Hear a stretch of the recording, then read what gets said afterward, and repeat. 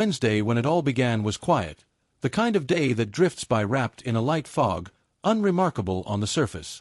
My shoes, poorly chosen for the drizzle, soaked up puddles as I made my way to a bustling diner where a mutual friend had arranged for us to gather. Inside, voices rose and overlapped, dishes clinked against each other, and the whole place buzzed with unpolished energy. Among the chatter, I noticed him, not for being the loudest, but for his laugh. It was rough around the edges, spontaneous, and genuine. His name was Liam. He didn't try to charm or perform. Instead, he listened in a way that felt disarmingly rare, paying attention to the smallest details, even remembering my dog's name. A few days later, he sent me a photo of a keychain shaped like a beagle with a short note. "This reminded me of you." It was such a simple thing, yet it stirred something inside me. But I pushed it away. Not because I wasn't interested. I was, deeply, but because the tenderness unsettled me. I had only recently stepped out of a relationship that had begun with passion and gradually dulled into exhaustion. It hadn't ended with explosions, just a slow, steady drain that left me cautious, wary of giving too much.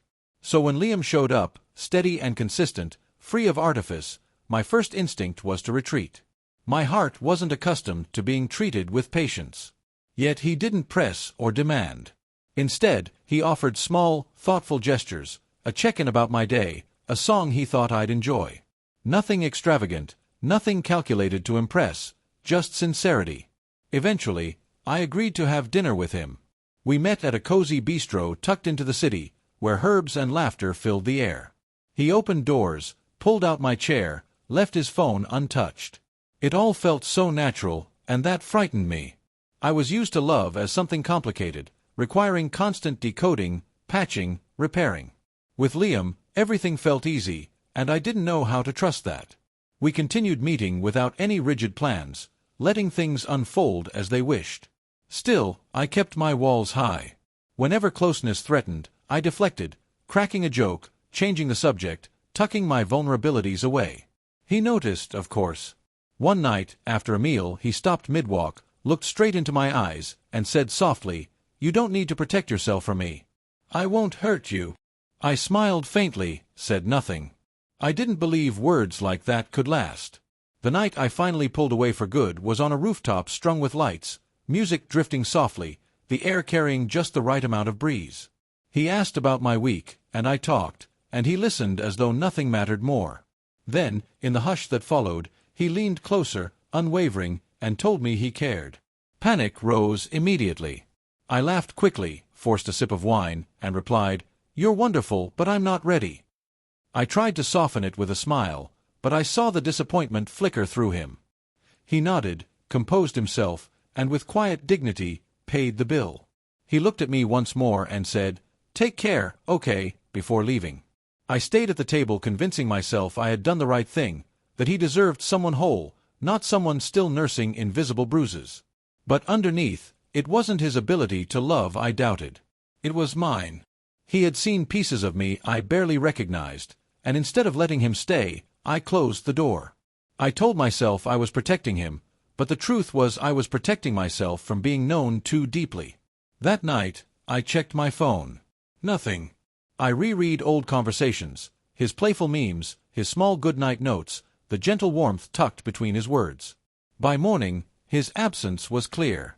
Not blocked, not erased, simply gone. I wanted to reach out, to undo what I'd done. But what could I possibly say? That I hadn't meant it. I had meant it. I wasn't ready.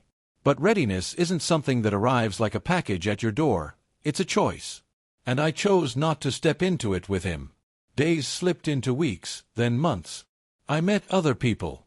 Some made me laugh, others brought fleeting sparks, but none made me feel the grounded safety Liam had offered so effortlessly.